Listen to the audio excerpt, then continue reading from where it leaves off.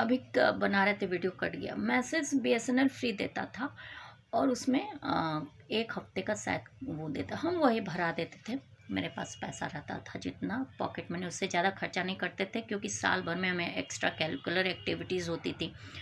कम से कम हमें 40 से 50 हज़ार चाहिए रहता था, क्योंकि आप कुछ भी सीखिएगा ना तो उसको बनाने में जितने खर्चे आते हैं, फीस, भाड़ा आने जाने का, या फिर मान लीजिए कभी नहीं पैदल जाने का मन किया तो भाड़ा से चले गए, और सामान खरीदना था।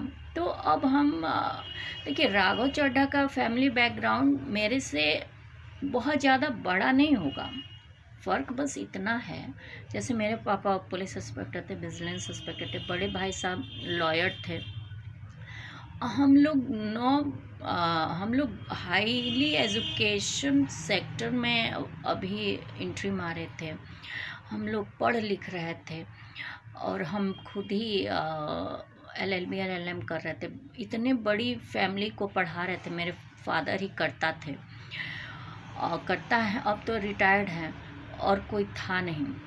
उनके एक छोटा भाई और एक बहन थी। बहन की शादी कर चुके थे, छोटे भाई गांव में रहते थे।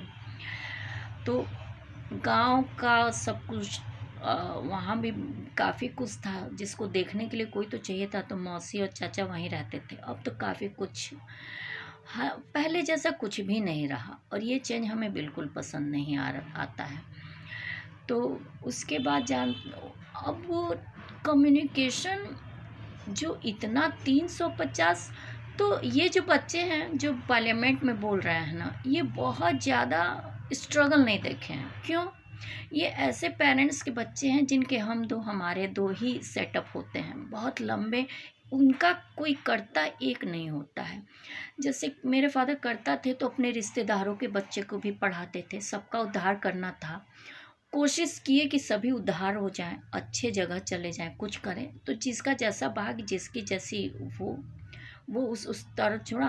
हम लोग का जॉइंट फैमिली, हम वो हुआ, और वो लोग का भी एकदम उससे तो हाई हुआ ही, क्योंकि ऐसा है नहीं कि कुछ भी बहुत वो हुआ है। जो कर्मण्येवाधिकारस्ते मा फलेषु कदाचन, फल की चिंता किए बगैर कर्म करना चाहिए, और यदि आप अच्छा कर्म किए हैं तो आपको फल मिलेगा।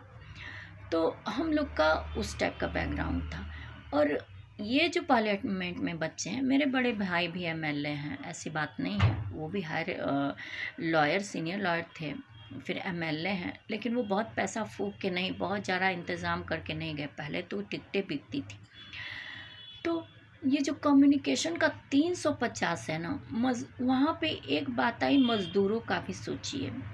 आपने मज़दूरों को क्या, आप मिडिल क्लास फैमिली का हर बच्चा अगर 350 भराने लगे, क्योंकि बिना कम्युनिकेशन, बिना इंटरनेट का तो कुछ भी नहीं चलता है। गवर्नमेंट अपना बीएसएनएल नहीं संभाल पाई, लैंडलाइन नहीं संभाल पाई, और आईटी सेक्टर में खुद को डिजिटल इंडिया बनाना चाहिए। डिजिटल इंडिया एचआरपीए का मुख्य मैटर था, क्योंकि हम घर बैठे ही काम करते थे।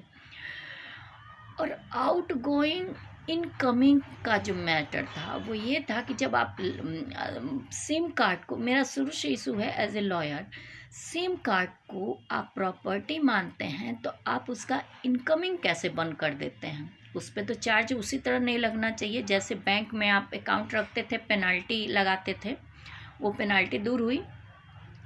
अब इसका भी देखना चाहिए कि आप आउट गोइंग इनकमिंग जो है, इनकमिंग दूसरा कॉल करता है, सिम हमारी प्रॉपर्टी है, दूसरे उसमें कॉल कर सकते हैं।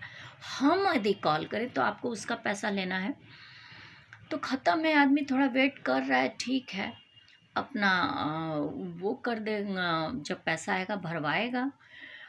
ऐसा तो है नहीं कि उसको काम नहीं है, वो करेगा नहीं।